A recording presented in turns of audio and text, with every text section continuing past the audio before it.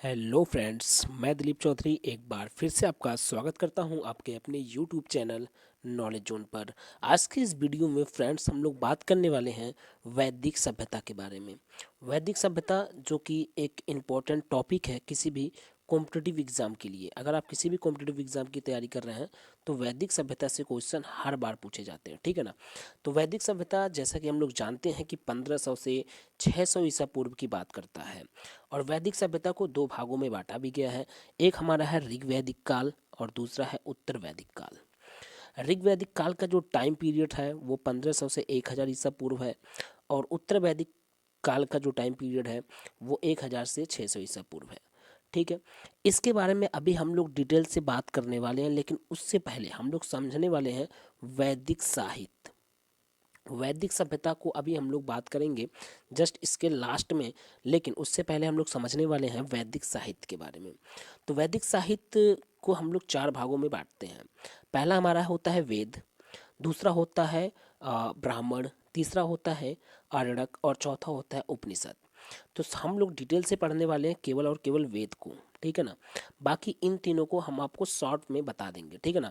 ज़्यादातर क्वेश्चन आपके वेद से बनता है, इसलिए वेद को हम लोग डिटेल से पढ़ने वाले हैं। तो चलिए हम लोग चलते हैं थोड़ा सा आगे और पढ़ते हैं वेद को। वेद यहाँ पे हम लोग देख सकते हैं जैसा कि लिखा हुआ है वेद। तो वेद यहाँ पे लिखा हुआ है और हमारे पास हेडिंग यहाँ पे देख सकते हैं। उसके बाद लिखा हुआ है कि वैदिक साहित्य में सबसे महत्वपूर्ण स्थान वेदों का है। अगर वैदिक साहित्य की बात करें तो सबसे महत्वपूर्ण स्थान वेदों का है, इसलिए वेद से ज़्यादा क्वेश्चन बनते हैं। बाकी चार हैं, ब्राह्मण, आरण्यक और उपनिषद, तीन इधर और एक वेद, ठीक है ना। इन चारों में सबसे महत्वपूर्ण स्थान किसको दिया गया है? वेद को दिया गया है। वेद संस्कृत भाषा के विद धातु से लिया गया है, जिसका अर्थ होता है जानना या ज्ञान, ठीक है ना। तो ये संस्कृत से विद धातु से लिया गया है, जिसका अर्थ क्या होता है? जानना, ठीक है। प्रथम तीन वेदों को वेद वही, ठीक है ना। इस बात को यहाँ पे आप ध्यान रखिएगा, प्रथम तीन वेदों को वेद वही कहा जाता है। यहाँ से भी क्वेश्चन बन जाता है साथियों कि वेद वही किसे कहते हैं। तो प्रथम तीन जो वेद होते हैं उसी को हम लोग क्या कहते हैं? वेद वही कहते हैं, ठीक है। इस बात को ध्यान रखिएगा। इसके अंतर्गत कौन कौन से आते हैं? ऋग्वेद आते हैं, यजुर्वेद आते हैं और सामवेद आते हैं, ठीक है ना। इन तीनों वेदों को हम लोग क्या कहते हैं? वेद वही, ठीक है। वेद को कितने भागों में बांटा गया? तो चार भागों में बांटा गया। इसको बताने की आवश्यकता नहीं है कि वेद को कितने भागों में बांटा गया, ठीक है। चलिए नेक्स्ट पेज पे हम लोग चलते हैं और नेक्स्ट पेज यहाँ से देख सकते हैं लिखा हुआ है सबसे पहले ऋग्वेद। वेदों में सबसे पहले कौन सा? ऋग्वेद, ठीक है। देखिए ये सबसे प्राचीन और सबसे विशाल वेद है, ठीक है। सबसे पहला पॉइंट हम लोग इधर से क्लियर करेंगे। ऋग्वेद से बहुत क्वेश्चन बनता है साथियों, इस बात को भी आप ध्यान में रखेंगे। तो सबसे पहला पॉइंट हम लोगों का यही है कि यह सबसे प्राचीन और सबसे विशाल वेद है, ठीक है। ऋग्वेद में कुल कितने मंडल हैं? 10। मोस्ट इंपॉर्टेंट है, इसको आप टिक कर लीजिएगा। मंडलों की संख्या अक्सर पूछे जाते हैं, ठीक है ना। तो ऋग्वेद में कुल कितने मंडल हैं? 10।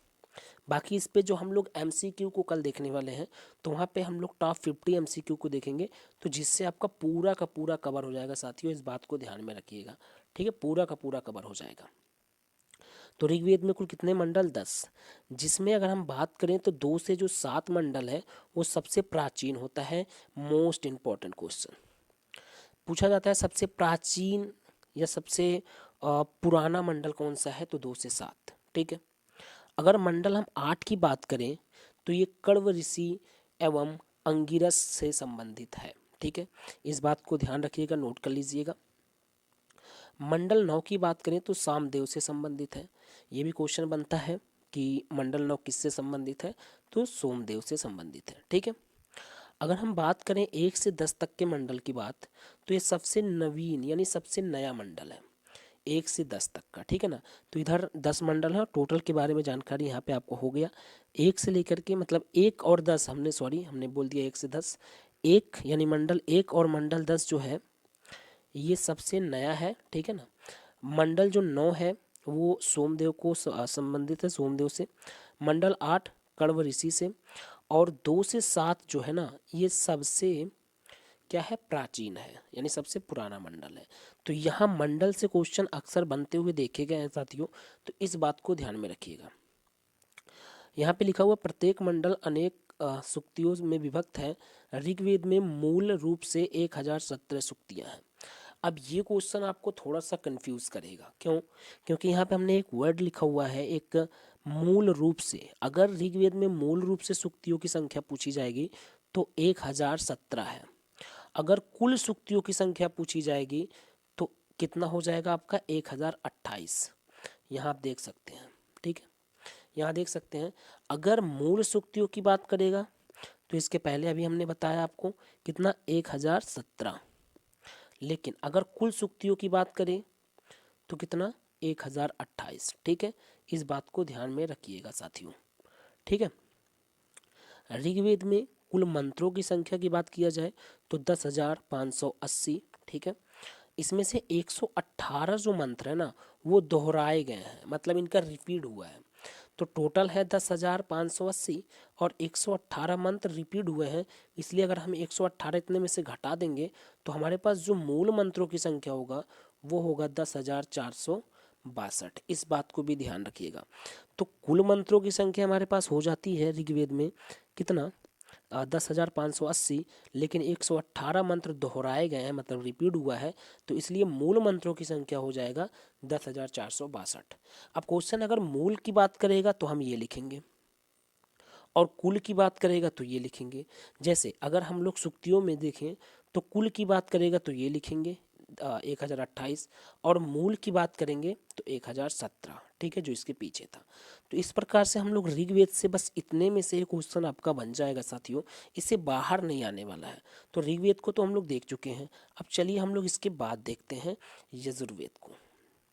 तो यजुर्वेद की बात करें तो यजुः यज्ञ अर्थात यज्ञ से संबंधित होने के कारण इसे यजुर्वेद कहा जाता है साथियों। ठीक है, यज्ञ से संबंधित है, यानी यज्ञ की बात अगर कहीं पे आता है, यज्ञ का जिक्र होता है तो वो यजुर्वेद में आएगा साथियों। इस बात को ध्यान रखिएगा। यजुर्वेद की 2 शाखाएं होती हैं, ये इंपॉर्टेंट है यहाँ से। यजुर्वेद की कितनी शाखाएं? 2 शाखाएं होती हैं। एक होता है हमारा कृष्ण यजुर्वेद और एक होता है शुक्ल यजुर्वेद। कृष्ण यजुर्वेद की बात कर लें अगर हम लोग तो यहाँ गद्य एवं पद्य दोनों की रचना मिलता है साथियों। अगर हम लोग कृष्ण यजुर्वेद की बात करें तो यहाँ पे गद्य और पद्य दोनों की रचना मिलता है। लेकिन अगर हम शुक्ल यजुर्वेद की बात कर लें तो वहाँ केवल और केवल पद्य की रचना मिलता है, पद्य की रचना मिलता है, गद्य की रचना नहीं मिलता है। इस बात को ध्यान में रखिएगा, ठीक है। चलिए नेक्स्ट हमारा इधर से सामवेद। ठीक है, नेक्स्ट हमारा क्या है? सामवेद। हम चारों वेदों को देखने वाले हैं। तो ये तीसरा वेद हमारा है सामवेद। साम अर्थात गायन, यहाँ पे ध्यान ध्यान दीजिएगा। साम अर्थात गायन से संबंधित होने के कारण इसे हम लोग क्या कहते हैं? सामवेद कहते हैं। अर्थात अगर कहीं पे गीत यानी गायक का जिक्र आता है तो सामवेद में आएगा। ठीक है ना। संगीत की सर्वप्रथम जानकारी सामवेद में ही मिलती है। हमने पहले भी कहा अगर कहीं भी संगीत की जिक्र आएगा तो सामवेद की बात करेगा। ठीक है ना, यानी वो सामवेद में हुआ था। इसमें कुल 1810 मंत्र हैं। इसमें कुल कितने हैं? 1810 मंत्र हैं। इनमें 261 मंत्र क्या हुए हैं? दोहराए गए हैं। ध्यान दीजिएगा, ऐसे हम लोग किस में पढ़े थे? ऋग्वेद में भी पढ़े हैं। ठीक है ना, कि कुल वहाँ पे जो मूल मंत्र थे वो 1000 कितने थे? 17 थे साथियों। ठीक है ना, 1000 कितने?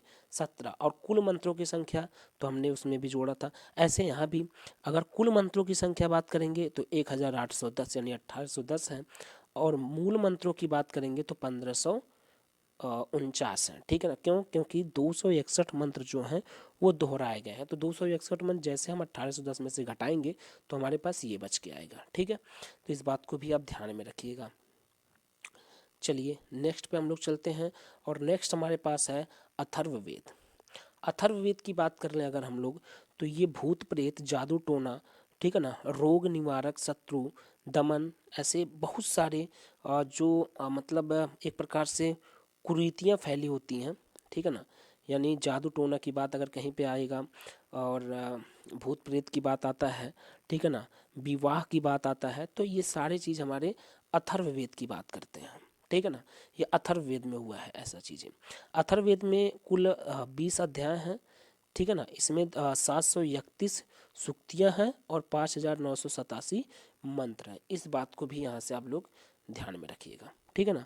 20 अध्याय, 731 सूक्तियाँ, ठीक है, और 5,987 मंत्र, ठीक है। चलिए नेक्स्ट पे हम लोग चलते हैं। तो नेक्स्ट हमारा इधर से आ जाता है ऋग्वैदिक काल।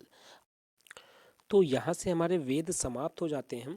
तो वेद तो हमारा पूर्ण रूप से समाप्त हो गया, लेकिन उसमें एक बच रहा है ब्राह्मण, ठीक है ना। तो ब्राह्मण की बात करें तो ये वेद के बाद ये रचा गया, ठीक है ना। वेदों के बाद ब्राह्मण ग्रंथ की रचना हुई थी और इसमें भी यज्ञ यज्ञ के ही बात से संबंधित चीज़ें मिलती हैं। तो ब्राह्मण से ज़्यादा क्वेश्चन बनता नहीं है, इसलिए हमने ब्राह्मण को यहाँ पे नोट नहीं किया, केवल ऐसे बता दे रहे हैं क्योंकि इसमें भी यज्ञ से संबंधित ही बातें मिलती हैं। और उसके बाद हमारा आरण्यक की रचना हुई। तो आरण्यक में आध्यात्मिक और दार्शनिक बातों पर उल्लेख किया गया था साथियों, इस बात को ध्यान रखिएगा। और सबसे लास्ट में उपनिषद का हुआ, ठीक है ना। उपनिषद की रचना हुई जिसे हम लोग वेदांग भी कहते हैं, ठीक है ना। तो उपनिषद का एक दूसरा नाम क्या है, वेदांग, ठीक है। इस बात को भी आप ध्यान में रखिएगा, उपनिषद का दूसरा नाम क्या है, वेदांग, ठीक है। अब फिलहाल अगर हम लोग बात करें तो उपनिषद से एक क्वेश्चन बहुत बार पूछा जाता है कि उपनिषदों की संख्या कितनी होती है। तो इस बात को साथियों ध्यान रखिएगा, उपनिषदों की जो संख्या होती है वो 108 होता है। तो ये क्वेश्चन थोड़ा सा इंपॉर्टेंट है, इसलिए हम यहाँ पे बता दे रहे हैं। उपनिषद से यही क्वेश्चन ज़्यादातर बनता है कि उपनिषदों की संख्या कितनी होती है, ठीक है। तो कितनी होती है, 108 होती है। फिलहाल अब हम लोग आ जाते हैं हमारे वैदिक सभ्यता, जो कि दो भागों में बटा था। सबसे पहले हम लोग बात किए हैं, हम आपको दिखा देते हैं यहाँ पे। सबसे पहले हमने बात किया था कि वैदिक सभ्यता कितने भागों में बटा है, दो भागों में बटा है साथियों। देखिए, एक ऋग्वेद और दूसरा उत्तर वैदिक काल, ठीक है। तो इन दोनों को अब हम लोग यहाँ से पढ़ लेते हैं। बाकी यहाँ पे हमने वेद के बारे में बता दिया और ब्राह्मण के बारे में बता दिया, आरण्यक के बारे में भी थोड़ी जानकारी दे दिए। और उपनिषद में हमने बताया कि एक क्वेश्चन बहुत बार पूछा जाता है। सबसे पहला नंबर तो सबसे लास्ट वाला ये है, ठीक है। और दूसरी चीज़ 108 उपनिषदों की संख्या होती है, इस बात को ध्यान रखिएगा। तो चलिए अब हम लोग पढ़ लेते हैं ऋग्वेद काल और उत्तर वैदिक काल को, ठीक है। चलिए देखिए, तो सबसे पहले हम लोग यहाँ पे ऋग्वैदिक काल को क्लियर कर लेते हैं। तो ऋग्वैदिक काल का जो टाइम पीरियड है वो कितना है, 1500 से 1000 ईसा पूर्व, जैसा कि हमने शुरू में भी बताया था, ठीक है ना। तो ऋग्वैदिक काल से जो इम्पोर्टेंट पॉइंट बनते हैं उन पॉइंटों को हम लोग यहाँ पे देखने वाले हैं साथियों, ठीक है ना। तो ऋग्वैदिक काल से जो सबसे पहला पॉइंट बनता है कि ऋग्वैदिक काल में कितने नदियों का उल्लेख है साथियों, तो वो है 25 नदियों का उल्लेख। यहाँ से इस बात को ध्यान में रखिएगा कि ऋग्वैदिक काल में कितने नदियों का उल्लेख है, 25 नदियों का उल्लेख है साथियों, ठीक है। नेक्स्ट अगर हम लोग पॉइंट की बात कर लें यहाँ से, तो दूसरा पॉइंट हमारे पास इधर है साथियों कि ऋग्वेद में सिंधु नदी का उल्लेख सबसे ज़्यादा है। 25 नदियों का उल्लेख है, ये बात आपको क्लियर हो गया। सिंधु नदी का उल्लेख सबसे ज़्यादा बार मिलता है, इस बात को भी आप लोग ध्यान में रखिएगा कि सिंधु नदी का उल्लेख सबसे ज़्यादा बार मिलता है। और आर्यों का सबसे पवित्र नदी जो था वो था सरस्वती नदी, इस बात को भी आप लोग नोट रखिएगा साथियों, ध्यान में रखिएगा। तो यहाँ से तीन चीज़ें आपका क्लियर हो गई। पहला, कुल कितने नदियों का उल्लेख है, 25, ठीक है। दूसरा, सबसे ज़्यादा कौन सी नदी का उल्लेख है, तो सिंधु नदी की सबसे ज़्यादा बार उल्लेख है, ठीक है ना। आर्यों का सबसे पवित्र नदी क्या था, सरस्वती नदी, ठीक है ना। तीन क्वेश्चन यहाँ से क्लियर हो गया आपका। नेक्स्ट अगर हम लोग बात करें अपने पॉइंट पे चलें यहाँ पर, तो यहाँ पे देख सकते हैं लिखा है ऋग्वेद में वर्णित अंतिम जो नदी थी वो थी गोमती, ठीक है ना। अंतिम नदी का जो वर्णन किया गया था ऋग्वेद में वो है गोमती नदी की, ठीक है ना।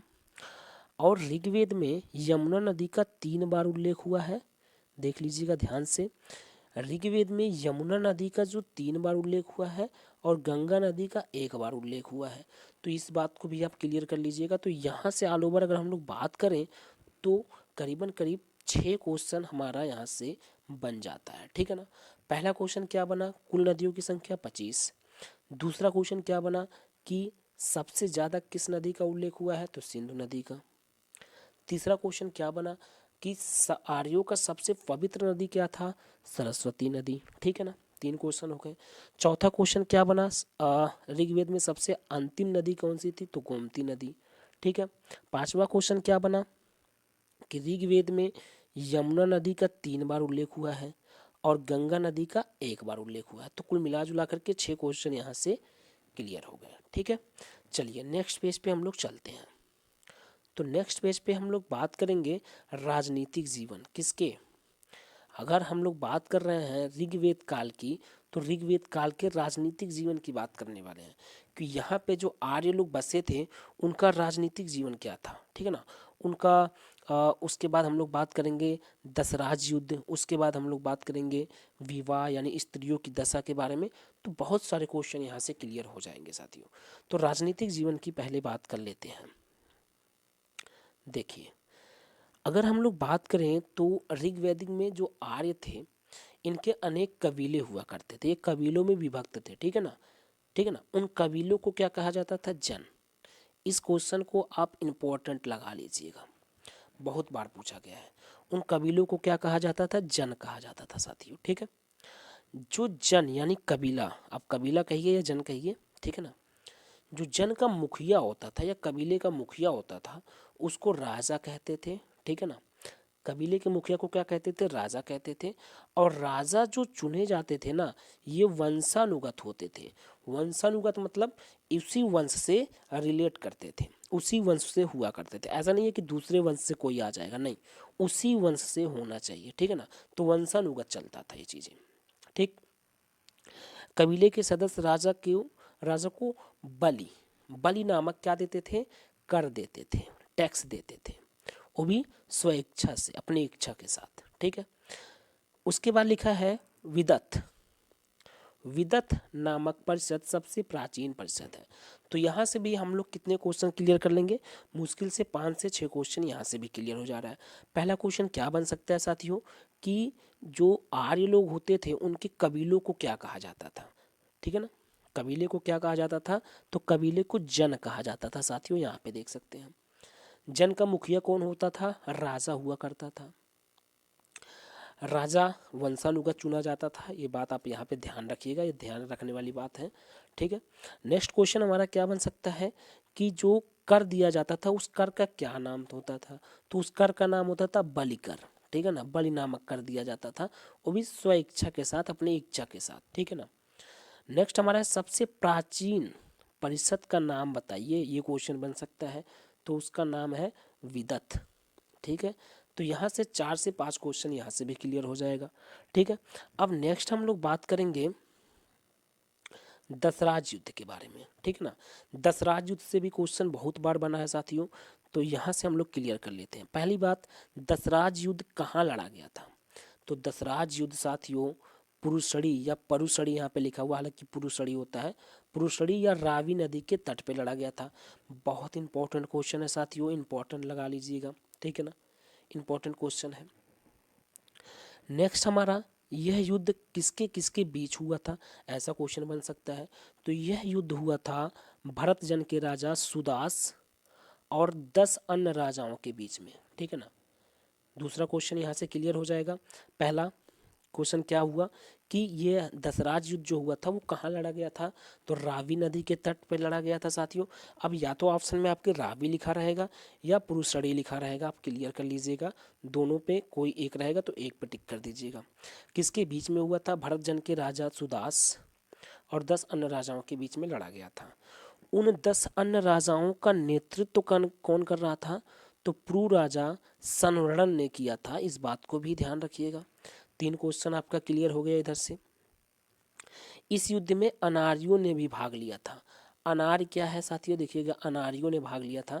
जैसे देखिए, एक जब वैदिक साहित्य में, वैदिक सभ्यता में आर्य और अनार्य 2 वर्ण विभक्त थे, तो एक आर्य लोग हुआ करते थे और दूसरा अनार्य हुआ करते थे, तो वही अनार्य की बात यहाँ पे किया गया है साथियों। ठीक है, चलिए नेक्स्ट पेज पे हम लोग चलते हैं। नेक्स्ट पे देखिएगा, यहाँ पे लिखा हुआ है विवाह एवं स्त्रियों की दशा। किसमें, हम लोग ऋग्वेद की बात कर रहे हैं। ऋग्वेद में विवाह को लेकर के क्या मत थे और स्त्रियों की दशा कैसी थी। तो सबसे पहले हम बता दें कि स्त्रियों की दशा यहाँ पे बहुत ही अच्छा था। ठीक है ना, देखिए अभी सबसे पहले हम लोग पॉइंट वाइज चलेंगे क्लियर करते हुए। सामान्यतः अगर हम लोग बात करें तो एक विवाह की प्रथा थी। ठीक है ना, कितने विवाह की प्रथा थी, एक विवाह की प्रथा थी साथियों, कि कोई व्यक्ति एक ही विवाह कर सकता है। यद्यपि बहुविवाह का भी उल्लेख हुआ है, ऐसी कोई बात नहीं है, लेकिन एक विवाह की प्रथा थी, इस बात को ध्यान रखिएगा, ठीक है ना। इस काल में बाल विवाह की प्रथा नहीं थी। सबसे अच्छी बात तो यही है कि बाल विवाह की प्रथा नहीं थी, ठीक है ना। देखिए नेक्स्ट पॉइंट हमारा यहाँ से क्लियर हो जाएगा कि इस काल में दहेज प्रथा भी विद्यमान था, ठीक है ना, जिसे क्या नाम दिया गया था, वहतू, जिसे क्या कहा जाता था, वहतू, ठीक है। देखिए नेक्स्ट हमारा पॉइंट इधर से है कि सॉरी ये पॉइंट तो वहाँ से कट के आ गया, तो इसको हम यहाँ से कट कर देते हैं, ये इसके पहले वाले पेज से कट के आ गया, ठीक है ना। देखिए अब यहाँ पे लिखा हुआ है, विवाह को बात करें तो विवाह यहाँ पे दो भागों में बट जाता है। देखिएगा अंतरजातीय विवाह को दो भागों में बांटा गया है। पहला है अनुलोम विवाह, ठीक है, दूसरा प्रतिलोम विवाह। अब देखिएगा यहाँ पे अनुलोम और प्रतिलोम विवाह होता क्या है। अनुलोम विवाह किसे कहते हैं साथियों, तो अनुलोम विवाह कहते हैं जब पुरुष उच्च वर्ण का हो, ठीक है ना, और स्त्री जो हो वो निम्न वर्ण की हो, तो उसे अनुलोम विवाह कहते हैं, ठीक है ना। और प्रतिलोम क्या किसे कहते हैं, जब पुरुष निम्न वर्ण का हो और स्त्री उच्च वर्ण की हो, तो उसे क्या बोलते हैं, प्रतिलोम विवाह बोलते हैं। तो इस बात को यहाँ से क्लियर कर लीजिएगा। अगर पुरुष उच्च वर्ण का रहेगा और स्त्री निम्न वर्ण की रहेगी, तो उसे हम लोग अनुलोम विवाह कहेंगे। और अगर पुरुष निम्न वर्ण का रहेगा और स्त्री उच्च वर्ण की रहेगी, तो उसे हम लोग प्रतिलोम विवाह कहेंगे। इस बात को क्लियर कर लीजिएगा साथियों, ठीक है। चलिए नेक्स्ट पे हम लोग चलते हैं। नेक्स्ट की बात करें तो धार्मिक जीवन से है। धार्मिक जीवन के बारे में हम लोग भी यहाँ से पढ़ लेते हैं। तो ऋग्वेद में कुल 33 देवी देवताओं का उल्लेख है साथियों, ठीक है ना, जो आकाशवासी, अंतरिक्षवासी एवं पृथ्वीवासी तीन श्रेणियों में विभक्त थे, ठीक है ना। तो कुल 33 देवी देवताओं का उल्लेख है। ये क्वेश्चन भी बहुत बार बना हुआ है साथियों, ठीक है ना। आर्यों के जो सर्वश्रेष्ठ देवता माने जाते थे वो इंद्र जी माने जाते थे, इस बात को भी ध्यान रखिएगा। यहाँ से भी क्वेश्चन बहुत बार बना है साथियों, यानी जितने भी पॉइंट लिए गए हैं ना, सब के सब पॉइंट इंपॉर्टेंट है, इस बात को ध्यान रखिएगा। तो आर्यों के जो सर्वश्रेष्ठ, ये बहुत ज़्यादा इंपॉर्टेंट है साथियों, बहुत बार पूछा गया क्वेश्चन, ठीक है। आर्यों के जो सर्वश्रेष्ठ देवता माने जाते थे वो इंद्र जी माने जाते थे, ठीक है। ऋग्वेद में सूर्य की स्तुति 5 रूपों में की गई है, ठीक है ना। ये 5 रूप यहाँ पे लिखे गए हैं, आप पढ़ सकते हैं। पहला है सूर्य, दूसरा है सवित्रु, तीसरा है मित्र, चौथा है पुसन और पांचवा है विष्णु, ठीक है। तो ये पांचों रूप आप यहाँ पे देख सकते हैं। नेक्स्ट पेज हमारा इधर से है उत्तर वैदिक काल, ठीक है ना। तो उत्तर वैदिक काल को हम लोग यहाँ से पढ़ लेते हैं। तो यहाँ पे सबसे पहला पॉइंट आप देख सकते हैं साथियों, लिखा हुआ है भरत प्लस पुरु कबीले और बराबर में लिखा है कुरुराज। तो ये पूरा का पूरा सेंटेंस था, बट इसको हमने शॉर्ट में लिख दिया है। इसका मतलब क्या है, इसको हम समझा देते हैं। देखिए भारत प्लस पुरु कबीले, इसका मतलब हुआ कि भारत और पुरु कबीले आपस में मिल करके कुरु राज्य का निर्माण किए थे, ठीक है। और इसी तरह क्रीवी और तुर्वस आपस में मिल करके पांचाल राज्य का निर्माण किए थे। तो ये क्वेश्चन बन सकता है साथियों कि पांचाल राज्य का निर्माण कौन कौन आपस में मिलकर के किए थे, और ऑप्शन में आपको दे सकता है, ठीक है ना। तो क्रीवी और तुर्वस ने मिलकर के पांचाल राज्य बनाया था, और भारत और पुरु कबीला मिलकर के कुरु राज्य बनाया था साथियों। तो इस बात को यहाँ से नोट कर लीजिएगा। नेक्स्ट पॉइंट हमारे इधर से है कि राजा का जो पद होता था वो यहाँ भी वंशानुगत होता था, जैसे कि इसके पहले था, ठीक है ना। यहाँ भी वंशानुगत होता था, इस बात को ध्यान रखिएगा। लेकिन यहाँ राजा का निर्वाचन भी किया जाता था, इस पॉइंट को ध्यान दीजिएगा। वहाँ राजा को, जो राजा है जो पद पे है वही राजा को नेक्स्ट राजा बना सकता है। यानी जैसे अगर आप राजा के पद पे हैं तो आपकी मर्जी पे था कि किसको आप राजा बनाएंगे, लेकिन यहाँ पे वंशानुगत तो है, यानी उसी वंश से राजा बनेंगे, लेकिन चयन जो किया जाएगा वो प्रजा के द्वारा किया जाएगा। निर्वाचन वाला कार्य यहाँ पे लिखा हुआ है साथियों। तो निर्वाचन किया जाएगा लेकिन उसी वंश से रहेगा, ऐसा नहीं रहेगा कि राजा जिसे चाहे उसे बना दे, ठीक है। इतना फर्क है इसमें, ठीक है। अथर्ववेद में सभा एवं समिति, जो प्रजापति की दो पुत्रियां थीं, बहुत ज़्यादा इंपॉर्टेंट है साथियों। ये क्वेश्चन पूछा जाता है कि प्रजापति की जो पुत्रियां हैं उनका नाम क्या क्या है, तो उनका नाम है सभा और समिति। इस बात को ध्यान रखिएगा, ठीक है। चलिए नेक्स्ट पेज पे हम लोग चलते हैं। तो यहाँ पे हम लोग देख सकते हैं लिखा हुआ है सामाजिक जीवन, और सामाजिक जीवन में जो हेडिंग है साथियों वो है हमारा वर्ण व्यवस्था। तो इसी काल में यानी उत्तर वैदिक काल में ही वर्ण व्यवस्था का स्थापना हुआ, ठीक है ना। इस बात को आप ध्यान रखिएगा। इस काल में ब्राह्मण, क्षत्रिय, वैश्य और शूद्र चारों चारों वर्णों में अंतर स्पष्ट करने के लिए भेद परक वर्ण व्यवस्था स्थापित की गई। इस बात को भी ध्यान रखिएगा। दूसरा पॉइंट इधर से क्लियर हो गया। तीसरा पॉइंट हमारा है कि वर्ण व्यवस्था जटिल होने लगी थी इस काल में, ठीक है ना। इस काल में वर्ण व्यवस्था जटिल होने लगी थी, तो वैश्यों को, ठीक है ना, कर देने वाला और शूद्रों को दूसरों की सेवा करने वाला कहा जाता था, ठीक है ना। वैश्यों को क्या, कर देने वाला, और शूद्रों को दूसरों की सेवा करने वाला। अब इसका एक नाम दे दिया गया है अनस, और इसका नाम दे दिया गया है प्रेस्य, ठीक है। नेक्स्ट हमारा है कि छुआछूत, ठीक है ना, का उल्लेख इस काल में नहीं मिलता है। इस बात को भी ध्यान रखिएगा। इस काल में छुआछूत का उल्लेख नहीं मिला हुआ है साथियों, ठीक है। तो अगर हम स्त्रियों की दशा की बात कर लें तो इस काल में भी देख सकते हैं हम लोग बाल विवाह का प्रचलन नहीं था, ठीक है ना। बाल विवाह का प्रचलन नहीं था, और स्त्रियों की जो शिक्षा दीक्षा और पूरा अधिकार प्राप्त था, तो स्त्रियों की दशा बहुत ही अच्छा था, ठीक है। धार्मिक जीवन की बात कर लें तो इस काल में पहले के कई महत्वपूर्ण देवताओं की महिमा घट गई थी, और नए देवता महत्वपूर्ण हो गए थे, ठीक है। नेक्स्ट पॉइंट की बात कर लें तो प्रजापति इस काल के सर्वश्रेष्ठ देवता बन गए थे। इस बात को यहाँ से आप इम्पोर्टेंट लगा लीजिएगा, ठीक है। इन्हें देवताओं का पिता भी कहा जाता था, ठीक है। और नेक्स्ट पॉइंट हमारे पास है कि पुषण शूद्रों के देवता माने जाते थे। पुषण, ठीक है, पुषण शूद्रों के देवता माने जाते थे, और अग्नि की महत्वता बनी रही। इस बात को भी ध्यान रखिएगा। अग्नि भगवान, अग्नि देवता की महत्वता बनी रही, ठीक है ना। तो ये हमारे थे आज के कुछ इंपॉर्टेंट क्वेश्चंस जो यहाँ से अक्सर बनते रहते हैं साथियों, ठीक है। बाकी इस पे एमसीक्यू हम लोग कल देखने वाले हैं। तो कल की वीडियो में हम लोग 50 एमसीक्यू देखने वाले हैं। इसी पे बेस्ड रहेगा, तो इस वीडियो को आप ज़रूर देखिएगा। तो आज के लिए बस इतना ही, फिर मिलेंगे अगले वीडियो में। तब तक के लिए धन्यवाद। Thank you very much.